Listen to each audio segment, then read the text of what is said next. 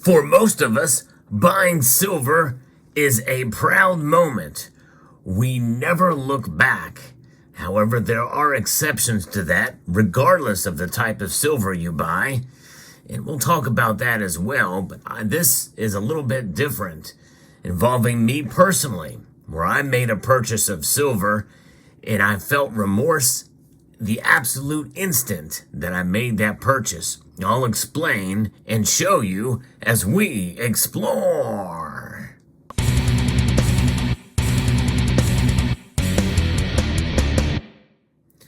Buying silver can sometimes be an emotional process, and that's exactly what I fell victim to personally. Now, buying silver like this rarely has regrets because, well, it's a sovereign coin and you're going to get probably at least spot price for it, maybe a little bit under in a sort of depressed market. But that is par for the course when you're buying silver. Premiums are always a part of it. But there are times when you can find really good deals, as I shared with you on these two coins in a recent video about an amazing deal that I got on these. No regrets. And why were there no regrets on buying this silver? Well, because they're well recognized. These coins typically go for a little bit above spot. And no matter if you sell them or buy them, you will pay a premium for silver dollars these days. And I also was very diligent and disciplined making a purchase of these. There were others that were available that I could have taken advantage of that deal, but it would have strapped me financially at the time. I didn't want that, so I decided to be disciplined and only bought two of the several others that were in that small collection there. No regrets there. No regrets for these. But there was a huge regret for this. That's right, this little blob of silver just caught my eye at the local coin shop. And yes, I did get it for spot. And you may be able to see exactly why I was attracted to this little blob of silver, this poured piece of silver. It's kind of hard to make out. In fact, upon making the purchase, I had an instant regret because it really only barely resembles a guitar pick. Yeah, it's a guitar pick, a poured silver guitar pick with a gnarly looking finish there. I don't know who poured it. There's no manufacturer name on it, but that is part of the problem.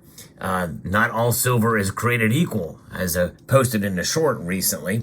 I love poured silver, but really, unless it's stamped with a maker's mark or a name, it's not going to be as liquid as other silver that's out there. And I'll give you another example. This is one where I did a pour from some silver rounds that I had that were branded from a dealer.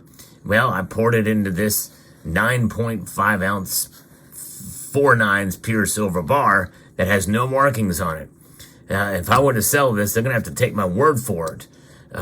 This is a problem of my own making, essentially for fun. Now, I could get a set of stamps and punch in 999, and it was done by Salivate Metal. In fact, I have a 10-ounce bar that has that stamping on it. I'll show you that right now. Here it is. But how do you know that it really is 3/9 fine silver? And anybody can stamp anything on any kind of silver or any metal and say that it's silver. You just don't really know because it's a self-poured piece. And in reality, so is this. It is silver.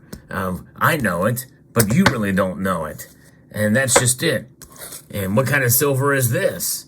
Well, it is marked. As you can see, it has the number 10 on it. But in reality, that is 1.0, even though the point is nowhere to be seen on this that I can find. There's so many different marks on this thing, it's really hard to tell where it is. But it does actually weigh an ounce. I'm not going to pull it out, but it weighs an ounce based off of this stamping for the purity. 925. That's right. This is sterling silver. And it's a lower purity and it's poured. And you can even tell by this that, this lower purity silver it does not flow as nice and as freely as pure silver. You have to work with it fast. I know I've have experience with it in the past, and I think this is why this turned out the way that it did. I wanted to get a guitar pick, probably wanted to be a little bit smoother. You can even see here on the edge, it's kind of reeded somewhere in the pour there. I don't know really what the mold looked like for this thing, but you can just kind of see some semblance of a shape of a guitar pick. But because it's 925 and there's no maker's mark on it, and maker's mark really essentially is just something that is a brand of some sort. It can be, there's several members of this community who have their own brands. They're actually fairly recognizable and have been distributed through some major bullion dealers. So they're out there. There's plenty of poured silver companies out there that are gaining notoriety. Well, I ain't one of them, and certainly whoever poured this is not one of them either, because you can see the gnarly nature of this thing. Likely was done just for fun, but they sold it to the local coin shop from which I made the purchase, and likely they got under spot for it. Now, I bought this a week or so ago, and by now, silver prices have actually gone up. So my regret, I'm going to hope to correct and maybe sell it for hopefully what I paid for it.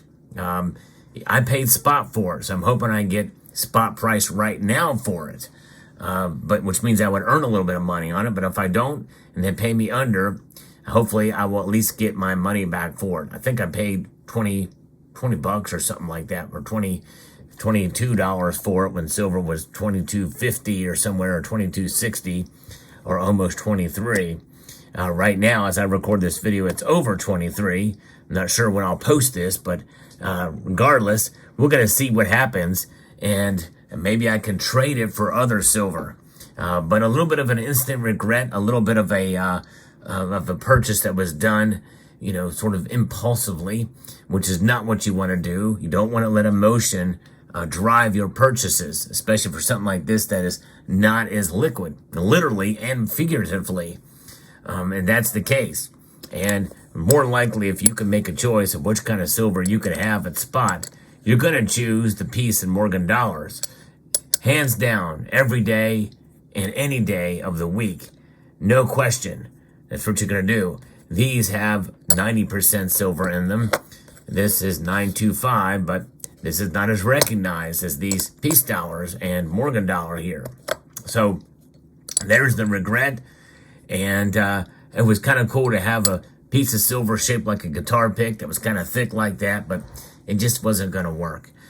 No way. So I'm going to try to see if I can redeem myself. And if I do, I will let you know what I traded it for, or what I get out of it. I might try to work with the coin shop and let me trade towards another piece of silver that's maybe more recognizable.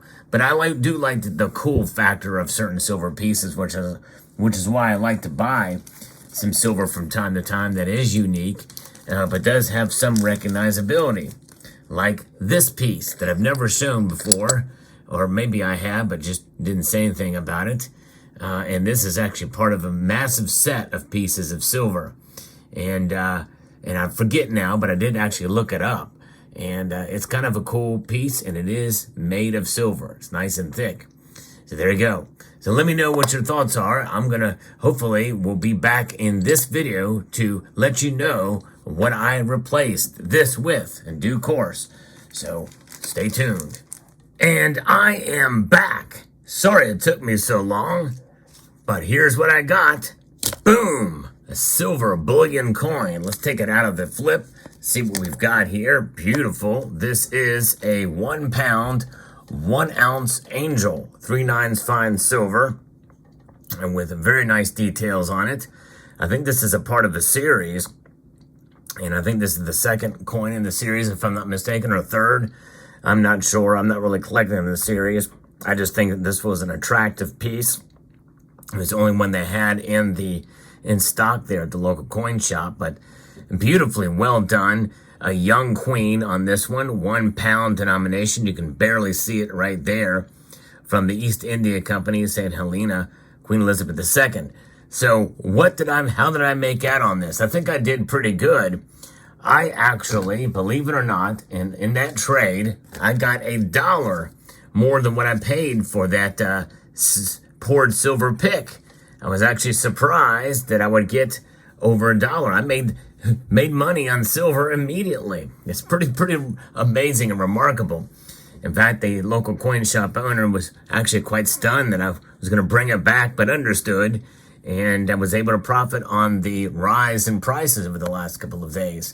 And so they had this on sale for, I think, $27 or somewhere thereabouts. So I had to pay like $4 difference or something like that.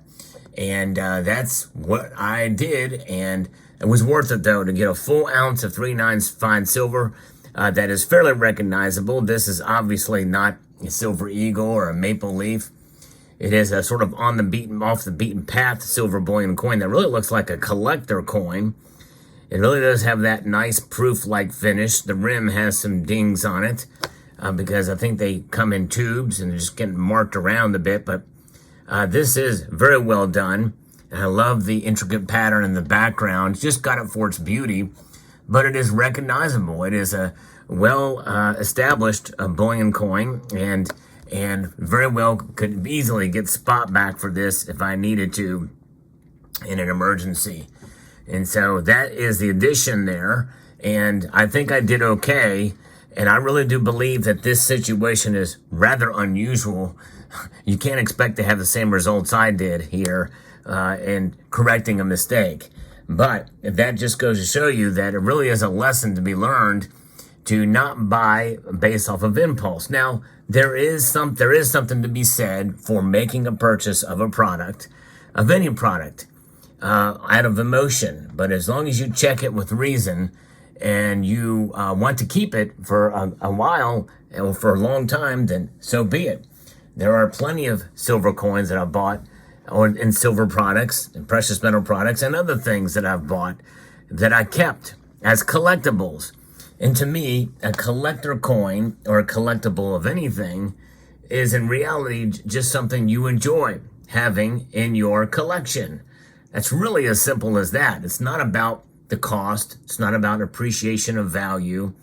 If you enjoy it, you can pull it out and enjoy looking at it at any given point in time. There's something to be said for that. And so there is that. And this is something that I kind of thought was kind of attractive. But the thing with silver is you are always protected by the intrinsic value contained therein. And that's what you have with silver. So there you have it. So let me know what your thoughts are. I think I redeemed myself. I'd like to extend a multitude of gratitude to each and every one of you for taking the time to watch this video, and to encourage you to please rate, share, comment, and subscribe.